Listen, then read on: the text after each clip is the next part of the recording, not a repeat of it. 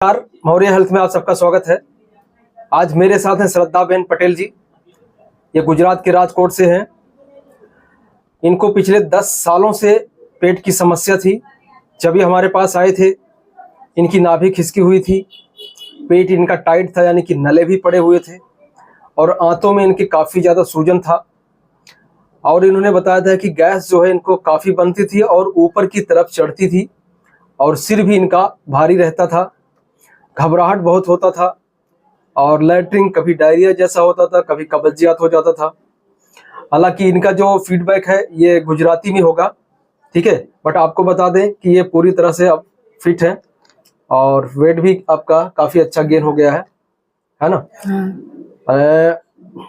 હવે તમે મને કહો કે આ તમને જ્યારે શરૂઆત થઈ ત્યારે તમને શું લક્ષણ આવતો હતો, क्या तकलीफ थी थी? મને છે ને એક દિવસ સવારમાં મેં ભારે ઓલું બ્લેન્કેટ આવે ને જે આપણે ઠંડીમાં ઓઢી આપણે એ સવારે મેં ધોયું હાથથી અને પછી બપોર પછી સાંજ થઈ ને તો મને અહીંથી જ ઉપર ગેસ ચડવા માંડ્યો, પછી માથામાં ચડ્યો એક દિવસ અને આખી પસીનો પસીનો થઈ ગઈ અને આ લેફ્ટ સાઈડ નું આખું બોડી મને દુખવા માંડ્યું, હાથ ને બધું એમ કે એટેક આવ્યો ને એ ટાઈપ જ થઈ ગયું। પછી ત્યાં તાત્કાલિક ત્યાં ડોક્ટર પાસે ગયા તો એને એમ કીધું કે પેટમાં ગરમી થઈ ગઈ છે, તો એને દવા આપી। મારું બીપી ત્યારે 200 સુધી પહોંચી ગયું હતું, એટલું બધા ડરના કારણે।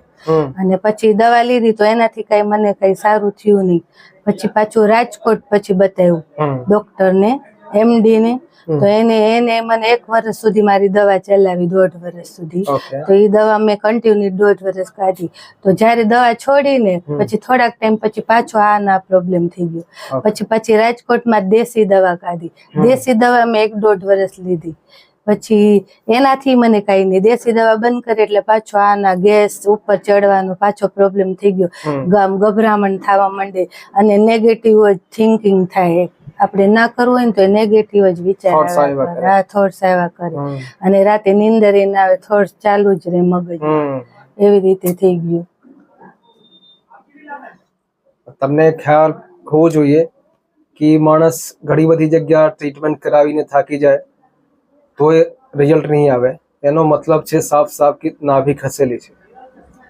નાભી આપણી જ્યાં સુધી ખસેલી રહે છે ત્યાં સુધી આપણને તકલીફ રહેવાની છે ને અમે એના આંતરડાના સોજો સારો કર્યો છે ને નાભી સેટ કરી છે।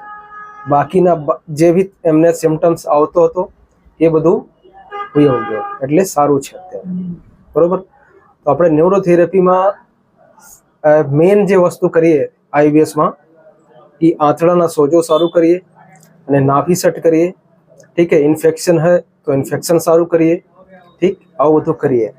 ને તમને 10 વર્ષ થઈ ગયા। સ્ટાર્ટિંગ માં હું આવી હતી ને સર, ત્યારે મને એટલી ડકાર આવતી હતી ઘરે, હું સુઈ નહોતી શકતી, બેસી નહોતી, જમું તો ડકાર ચાલુ। હું અહીંયા આવી તો 15-20 દિવસ થઈ ગયા ને મારા ટ્રીટમેન્ટના, તો મને બધા એ પ્રોબ્લેમ તો સોલ્વ થઈ ગયો, ડકારનો બધો ગેસનો, પછી જેમાં પછી પેટ ભારે થઈ જતું હતું એ પ્રોબ્લેમ 1 મહિના ટ્રીટમેન્ટમાં તો મને સોલ્વ થઈ ગયો અને 2 મહિના ટ્રીટમેન્ટ લીધા પછી તો મને કમ્પ્લીટ બધું સારું થઈ ગયું, કોઈ પ્રોબ્લેમ નહીં। એટલે સમય આપવો પડે, એટલે મેં બધાને કહું કે દરેક વિડીયોમાં હું બધાને કહું છું કે જો તમારે જો સારું થવું હોય તો તમારે ધીરજ રાખવો પડશે ને સમય કાઢીને સમય કાઢવો પડશે, બસ સમય કાઢશો નહીં। હું તો એટલું જ કહું છું, સમય કાઢો અને તમે છે ને પૂરી ટ્રીટમેન્ટ લઈ લો, 3 મહિના 2 મહિના, તો એવી ગણતરી કરી નહીં કે મહિનામાં આપણે સારું થઈને જવું છે, આપણે સારું થઈને જ જાવ। હું સ્ટાર્ટિંગમાં આવી હતી તો 15 દિવસ તો હું એટલી બધી ગભરાઈ ગઈ હતી,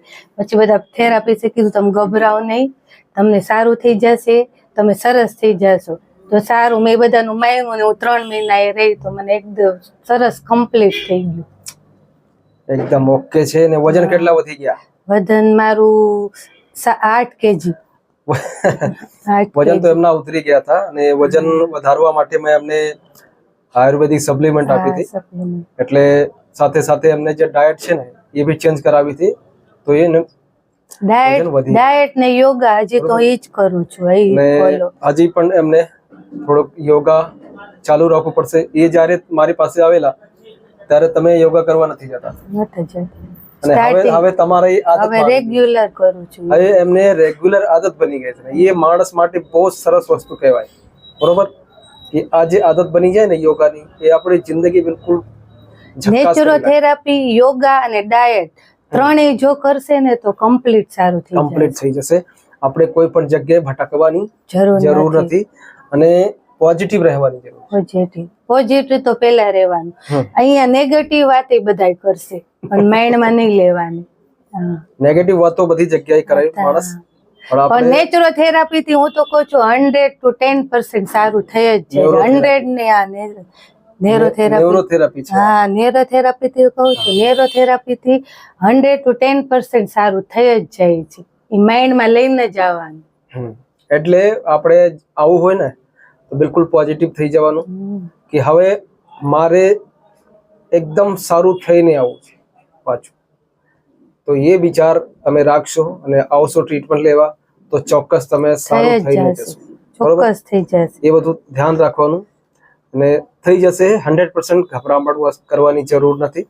ગભરાવાનું નહીં, નેગેટિવ થિંકિંગ નહીં કરવાનું, કોઈનું વાત નહીં મગજમાં લેવાની. બીજું કઈ તમને સિમ્પટમ્સ એવું કઈ થતું હતું? હા, ભૂખ નહોતી લાગતી. ભૂખ? હા, અહીંયા આવીને 15-20 દિવસ ટ્રીટમેન્ટ લીધા પછી ભૂખ એટલી લાગવા માંડી. સારું. એટલે આપણે સ્ટમકમાં HCl ઓછું હોય ને તોય ભૂખ નહીં લાગે, ને લીવર આપણું ઓછું કામ કરતું હોય તોય ભૂખ નહીં લાગે.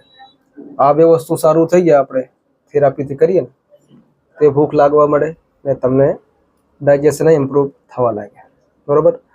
તો શ્રદ્ધાબેન, તમે અહીંયા રહ્યા સુરતમાં? બહુ સારું. અહીંયા તો મને એમ થયું મેં બધા ફેસ્ટિવલ અહીંયા જ કર્યા. જન્માષ્ટમી, નવરાત્રી પ્લસ દિવાળી તો અમારા ગુજરાતી ફેમિલી સાથે, પણ મને લાગ્યું જ નહીં કે મારું ફેમિલી નથી. આ બધા મારા ફેમિલી બહુ સારું છે એકદમ. સરનો નેચર પણ બહુ સરસ છે અને થેરાપીસ્ટ બધા બહુ સારા છે. આપણને ફેમિલીની યાદ જ નથી આવતી. મારા હસબન્ડ સ્ટાર્ટિંગમાં હું કહેતી તમે મારી સાથે રહ્યો તો જ હું થેરાપી લે. પછી મેં એને કીધું તમે જાઓ તમ તારે, અહીંયા કઈ ચિંતા જેવું છે જ નહીં. આ બધા એટલા સારા છે. ચાલો, બહુ બહુ તમારો ધન્યવાદ. નમસ્કાર.